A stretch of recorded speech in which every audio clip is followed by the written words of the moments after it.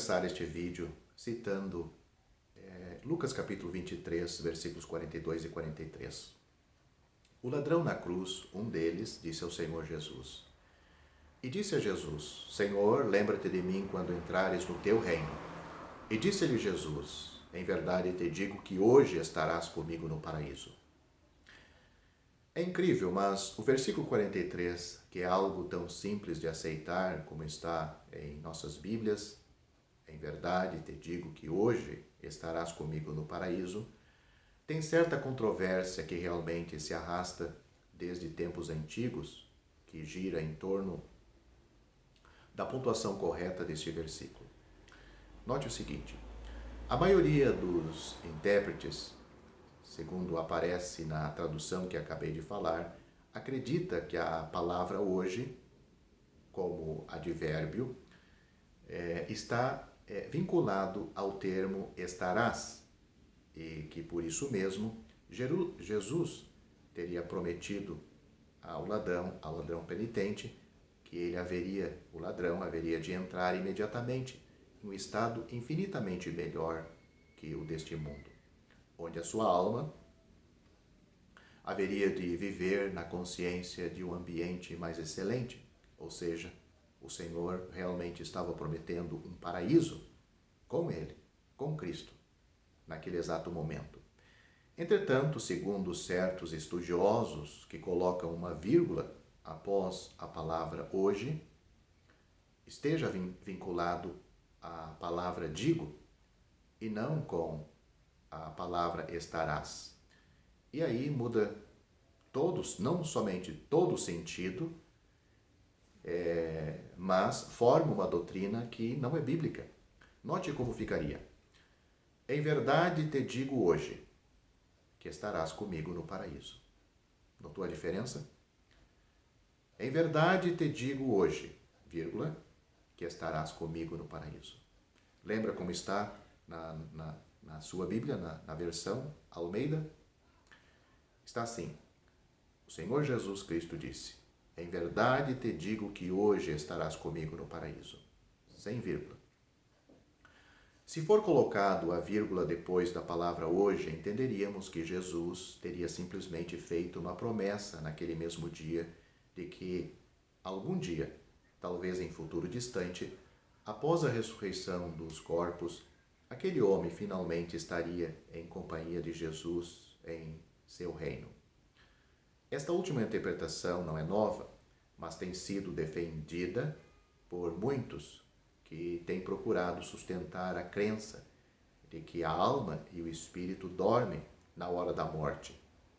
Dormem com o corpo vai para a sepultura, o que é contrário à doutrina da imortalidade da alma. O corpo sim vai para a sepultura, mas a alma não dorme com o corpo. E que os homens que faleceram só tornarão a viver depois da ressurreição.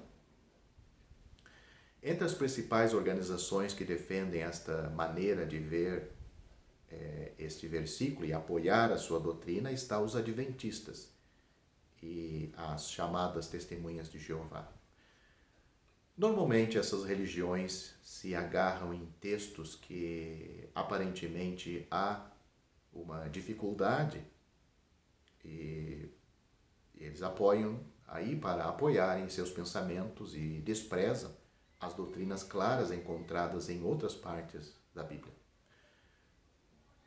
Posto que os manuscritos originais do Novo Testamento, ou seja, o grego, não tinha pontuação, e em face do fato que o grego clássico, incluindo o grego koiné, no qual foi escrito o Novo Testamento, gozava de ampla liberdade no tocante à ordem das palavras, é impossível, à base do próprio texto grego, provar um lado ou outro dessas ideias contraditórias. Porque no grego, como foi escrito no Novo Testamento, não existe a vírgula, não só ali como nenhuma outra parte. Porém, mas quando traduzimos para o português, devemos colocar vírgula, conforme o texto está sendo traduzido. Porém, apesar da própria linguagem grega, nada pode provar Se vincularmos hoje, como digo, a frase realmente ficaria com um pouco sentido, pois enfatizaria demasiadamente que Jesus fazia aquela declaração hoje, uma coisa fora do normal, pois é perfeitamente óbvio que Jesus proferia aquelas palavras naquele dia, que era hoje. Seria descabido, por conseguinte, uma declaração dessas saindo dos lábios do Senhor Jesus? Dificilmente Jesus poderia ter dito ontem ou amanhã.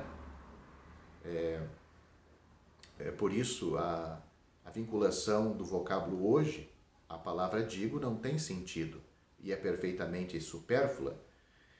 Todavia, a frase assume profundo sentido se aceitarmos que hoje está vinculado à palavra estarás. Porquanto o ladrão penitente tivera apenas a esperança de algum lugar obscuro no reino de Deus, algum tempo, em algum lugar, talvez no futuro distante, após a ressurreição, isso era tudo quanto ele esperava, mas recebeu muitíssimo mais do que antecipara. Pois Jesus lhe disse: hoje estarás comigo no paraíso. Isto é, no reino celestial do Senhor. A palavra hoje, que neste caso teria sido usado por questão de ênfase, tem um sentido muito importante e perfuma a atmosfera do sentimento de esperança. Dessa maneira, o Senhor Jesus quis demonstrar o grande poder do arrependimento, como também as realidades da vida eterna e da imortalidade da alma. Essa passagem tem sido utilizada para combater a doutrina falsa do purgatório, porquanto naquele mesmo dia o ladrão penitente haveria de estar na companhia de seu Senhor. Naturalmente, isso equivale a aceitar que o paraíso nada tem das propriedades comumente atribuídas ao suposto purgatório, e essa suposição tem de ser provada à base de outras considerações, porquanto este versículo nem afirma e nem nega tal possibilidade.